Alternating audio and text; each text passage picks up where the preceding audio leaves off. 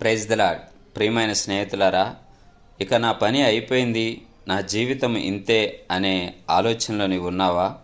లేదా నేను ఇంకా పైకి లేవలేని స్థితిలోకి వెళ్ళిపోయాను, నన్నెవరూ రక్షించలేరు, నా వైపు ఎవరు చూడరు అనే నిరుత్సాహంలో, నిస్సహాయ స్థితిలో నీవు ఉన్నావా?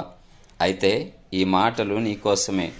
యోహాను సువార్త 12వ అధ్యాయము 9వ వచనం ఈ రీతిగా సెలవిస్తూ ఉంది.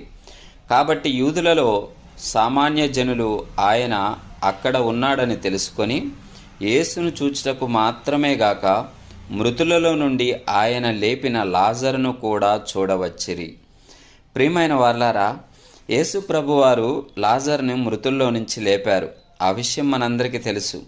ఆయన చనిపోయిన 4 రోజుల తర్వాత ఆ శవము కూడా కుళ్ళుపట్టి వాసన వస్తున్న సమయంలో ఒక్క మాట చేత లాజరును లేపాడు. దానికన్నా ముందు వారి అక్క చెల్లెండ్రు ఒక మాట అంటారు, నీవు ప్రేమించిన వాడు రోగి అయి ఉన్నాడని. అప్పుడు తక్షణమే ప్రభువు రియాక్ట్ అయినట్టు మనకు కనిపించదు. కానీ ఆయన చేసిన అద్భుతం ఏంటంటే, మరి మృతులలో ఉన్న లాజరును సజీవంగా పైకి లేవనెత్తాడు. ఆ తర్వాత జరిగిన విషయం ఏంటంటే, అక్కడున్న అనేక మంది యూదులు యేసు ప్రభువుని చూడటానికి మాత్రమే కాదు, లాజరును చూడటానికి కూడా ఎంతోమంది తండోపతండాలుగా వచ్చినట్లు మనము చూస్తూ ఉన్నాం. ఒకప్పుడు ఇక లాజరు పని అయిపోయింది, ఆయన చనిపోయాడని ప్రేత వస్త్రములతో చుట్టి సమాధిలో పెట్టారు. ఇక లాజరు చరిత్ర అనేది లేదు, ముగిసింది అనుకున్నాం. అయితే దేవుని యొక్క కృప వలన ఆయన మనల్ని దృష్టించడం వల్ల ఎంత అద్భుతం జరుగుతుందంటే, ఇక లాజరును చూడటానికి కూడా అనేక మంది మరి ఆయన యొద్దకు వచ్చినట్లు మనం చూస్తూ ఉన్నాం.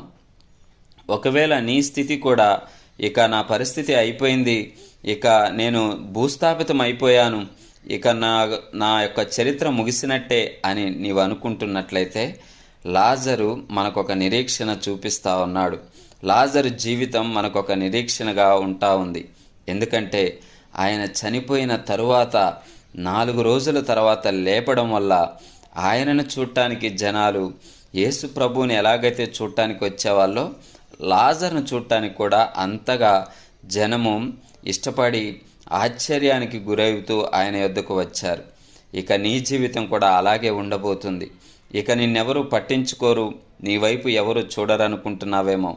రానున్న దినాల్లో కేవలం నిన్ను చూడటానికే అనేక మంది వస్తారని జ్ఞాపకం చేసుకో. జనములను నీ వైపుగా నడిపిస్తాడు ఆ దేవుడు.